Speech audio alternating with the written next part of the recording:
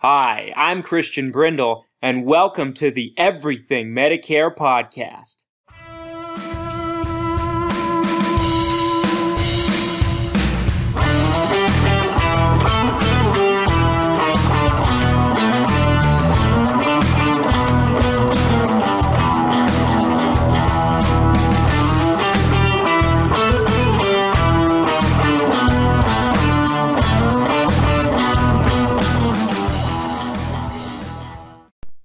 What's up, Everything Medicare Podcast Nation? This is Christian Brindle. Hope you had a fantastic weekend. This episode will be viewed and aired on Monday. And like I said, I hope you had a fantastic weekend. This is episode 112. If you don't know who I am, my name is Christian Brindle. Every single week, me and my organization, Christian Brindle Insurance Services, brings you 3 podcast episodes where we discuss your Medicare, your Medicaid, your Social Security, and everything that has to do with that golden age called retirement. And folks, I have some important information that impacts a lot of people going into next year, okay? And that is the projected Medicare Part B premium number 1. The Medicare Part B premium is the set amount of premium that people on Medicare pay for their Medicare Part B. And then just to keep you up to speed on this, you really cannot have a Medicare supplemental plan work efficiently, or you cannot even have a Medicare Advantage plan if you don't have both Medicare Parts A and B, okay? Now, the Medicare Part A premium is no premium as long as you've worked in the United States for at least 10 years of your life. Most people have, as long as you have the working credits. You or your spouse, I should say. Because if you don't have the working credits yourself, but let's say that your spouse does, you're able to draw off of your spouse's Medicare to get that no premium for Medicare Part A. Now, Medicare Part B, the premium has been $135.50 a month. Now, of course, these numbers that I'm going to share with you are just projections. They're kind of an idea on what we think things are going to be, but nothing is official until the word becomes official. But I thought it would be a good idea to give you a sneak peek on kind of what we're looking at going into next year. And we've had a pretty crazy enrollment period so far, folks. I did an episode last week where we discussed why this enrollment period, in my opinion, is having more changes impact people on Medicare than any enrollment period before it, with the exception of probably the first enrollment period when Medicare Advantage and Medicare Part D prescription drug coverage came into the equation, okay? And at our offices here, we are incredibly busy this time of the year, so it is difficult for me to bring you 3 podcast episodes a week, but I have a commitment to you as my audience.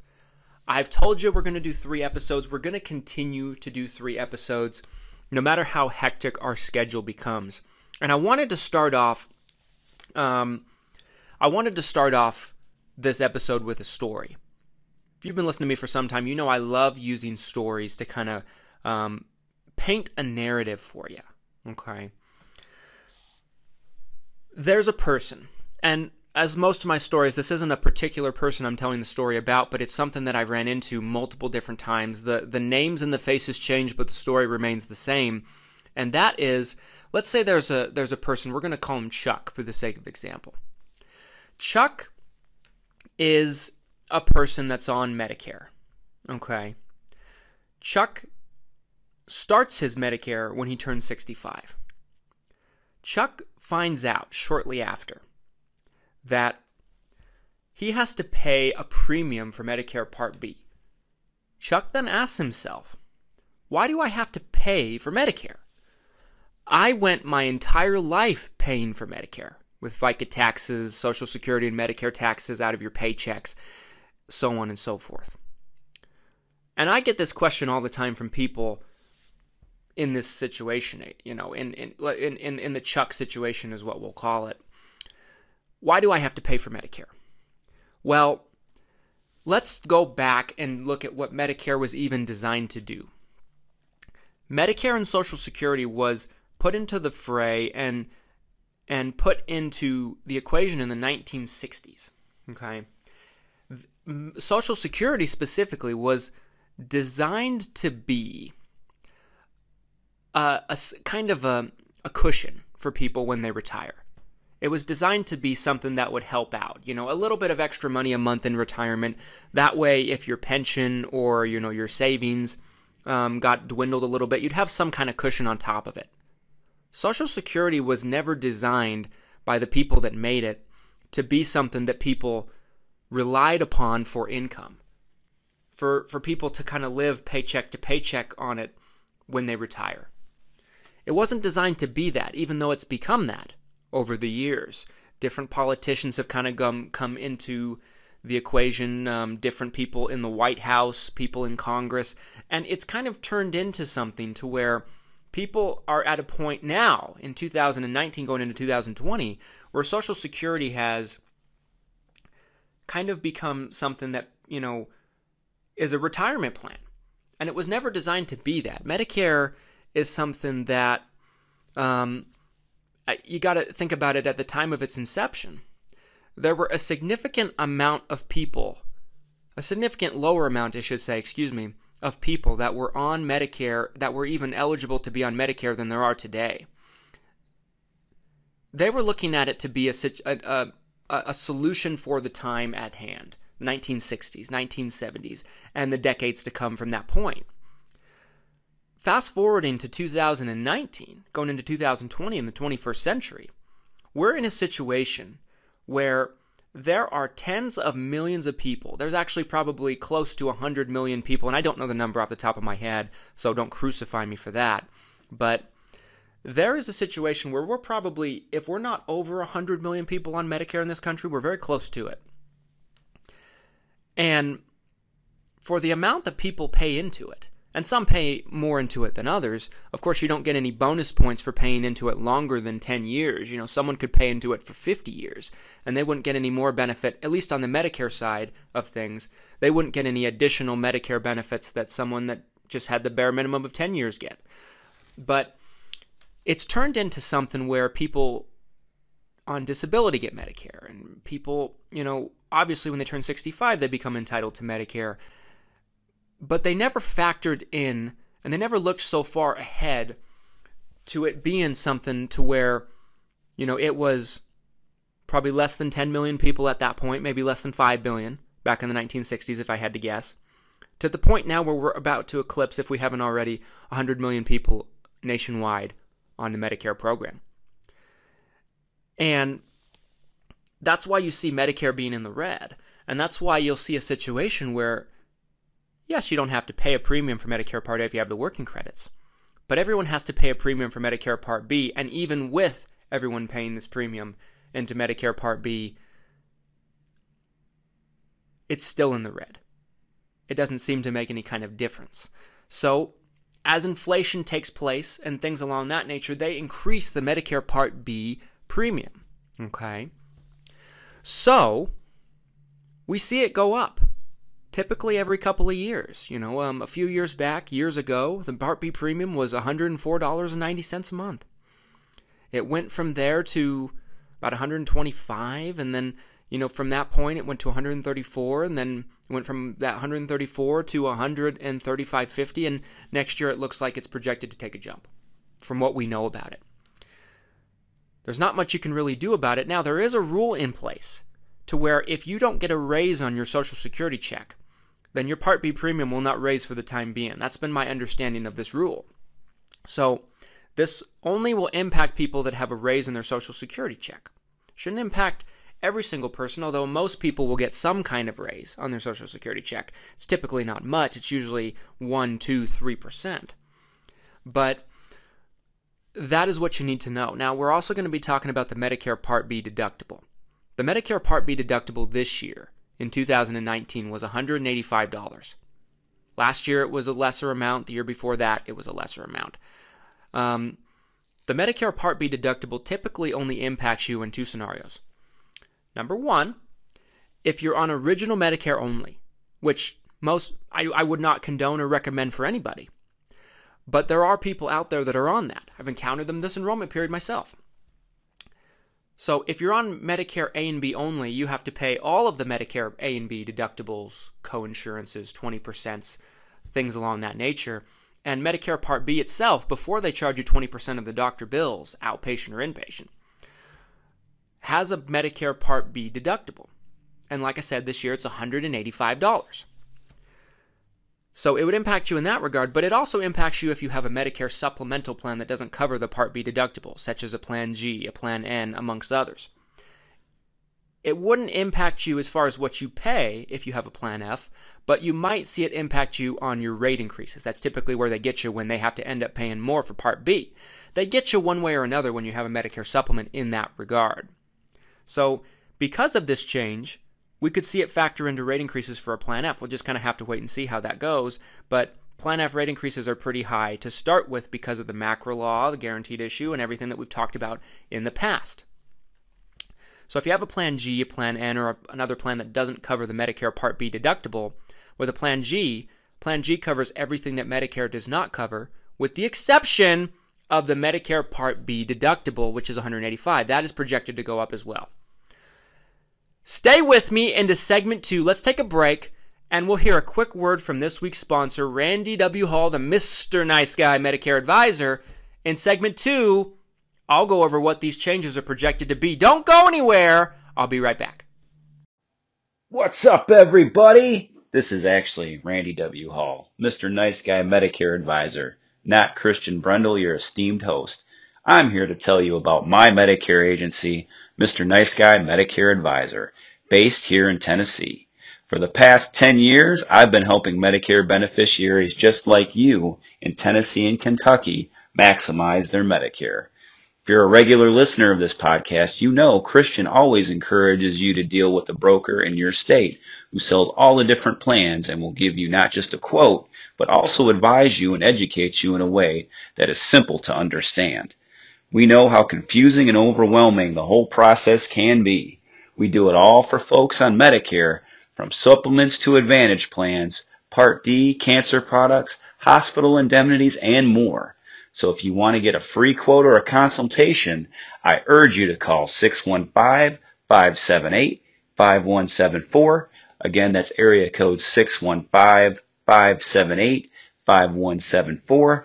Or for more information, you can visit my website and read all about me at MrNiceGuyMedicareAdvisor.com. That's all one word, MrNiceGuyMedicareAdvisor.com.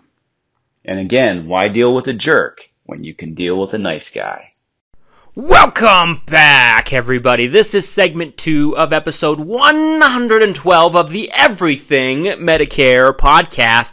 I'm your host, Christian Brindle, and I'm bringing you this podcast from Sandy, Utah. It's a little dark and dreary today, but I am cheery because we get to bring you Medicare information unlike anyone else's information on the internet. No one quite gives as much content away on a weekly basis as we do.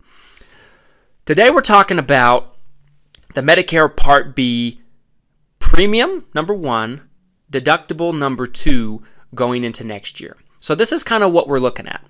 Like I mentioned in segment 1, the Medicare Part B premium this year was $135.50 a month per person. Now, as we've discussed in the past, if you're in a high tax bracket, that premium is more. So these numbers don't impact you directly.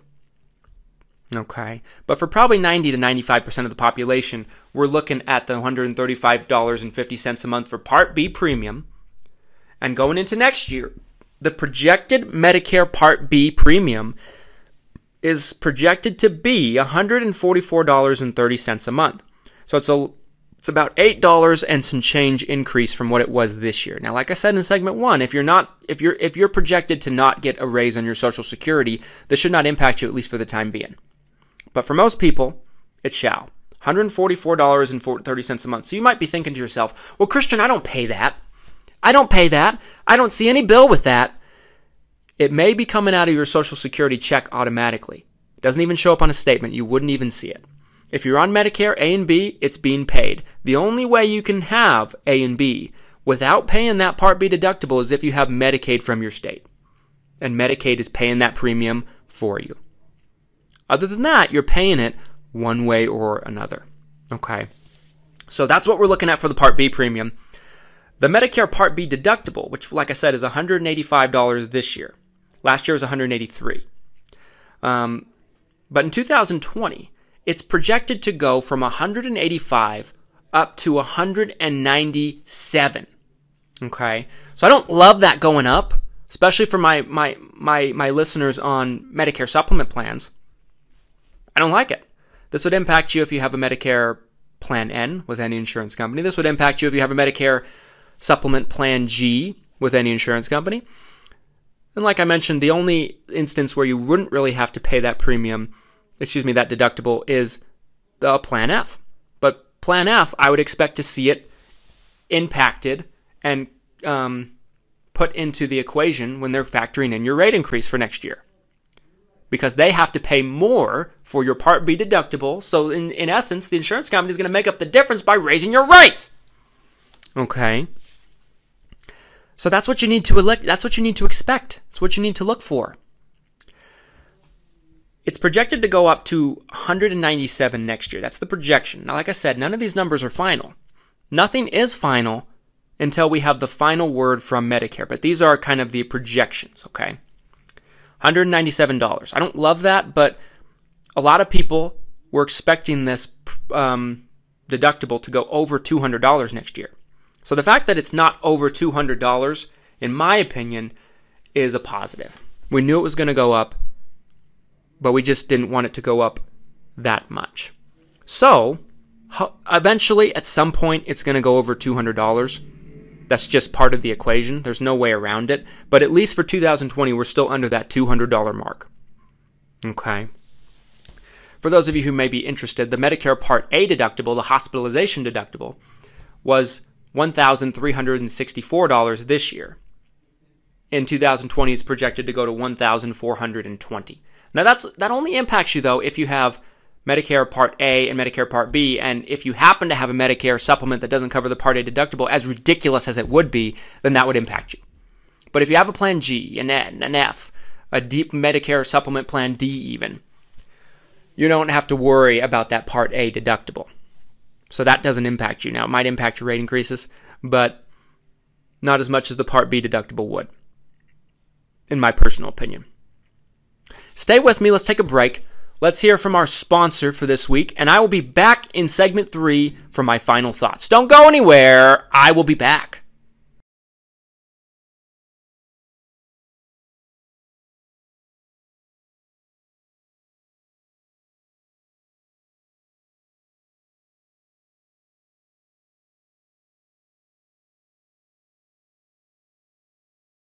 Welcome back, everybody. Thank you for sticking with me to our third and final segment of episode 112 of the Everything Medicare Podcast. Here's my final thoughts on this. The reason why this episode isn't as long as the normal Everything Medicare Podcast episode is because there's not much to say here. There's really nothing we can do about the Part B premium going up. There's really nothing we can do about the Medicare Part B deductible going up. If you're impacted, you're impacted.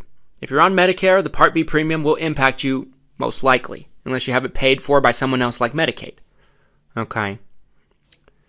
If you have it coming out of your Social Security, you might not even notice the difference unless I mentioned it to you. Out of sight, out of mind, as they say. But it's something that you need to be kept aware of. It's something that you need to know is coming. And as we know more about the finalized numbers, I will be giving that information to you as soon as it becomes available. Okay. As always, folks, if you live in the states of Utah, Florida, Idaho, Oregon, and now Texas, we can help you. We can help you on your Medicare program. I am in a situation where, folks, our organization can work with all of the largest insurance companies in the industry. And we can help you on your Medicare plan. We can sort through the options, help you find the best available fit based on your needs and preferences. If you live in Texas and you gave us a call throughout the year and we weren't able to help you, I'm terribly sorry about that. We ended up picking up a license because of the high demand from this audience, actually. But we can help people now. Okay? So if you need help this enrollment period, if you just want to compare your plan, if you'd like to talk with me on your plan directly, I invite you to give our office a call. Our office number is 801-255-5340, 801-255-5340. If you're more comfortable shooting me an email, you're welcome to do that as well. Christian B, Christian, B as in boy, at xmission.com. The letter X, then the word mission, MISSION.com. Again, that is Christian B at xmission.com. Tell me a little bit about your situation, and I'll be able to tell you if I think we might be able to help. As always, folks, thank you so much for listening week after week. To everyone that's been listening to us from the beginning, I can't thank you enough, and I love you so much. I have the greatest audience in the world. Thank you for sharing this content with your friends, your family, and thank you for all your reviews. If you haven't left us a review on the platform that you happen to be listening to us on, please do so. It helps us reach more people just like you. There, like I said, there's close to, if not a little bit over, 100 million people in the United States of America on Medicare that need to hear this message. 8 out of 10 seniors said last year that they didn't understand their Medicare as well as they would have liked. I'm on a mission to change that, but I can't do it without you. Help us reach more people. Leave us a review. It helps the algorithms on the podcast platforms to reach more people just like you who desperately need to hear our message. Thank you for listening. I'll be back with you on another episode on Wednesday. Have a great day.